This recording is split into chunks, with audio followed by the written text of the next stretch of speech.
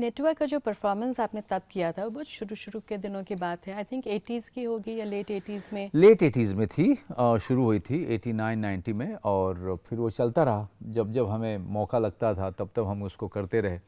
कई सारे शोज़ किए पूरे हिंदुस्तान में, हर जगह जी। तो उस रोल में भी आप इतना घुस गए, जबकि वो आपका बड़ा शुरुआती दौर था जी।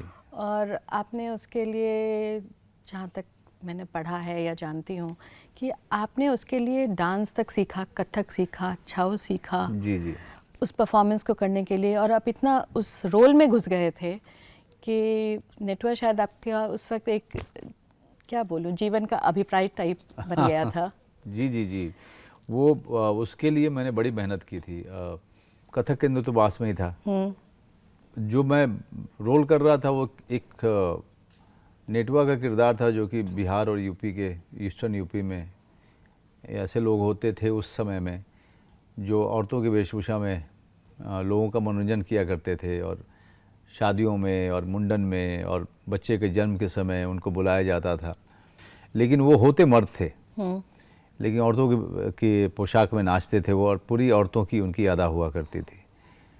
तो मुझे लगा कि हर कोई ये बोलता रहा है कि यार उसके लिए किसी खास नृत्य की ट्रेनिंग लेने की ज़रूरत नहीं है।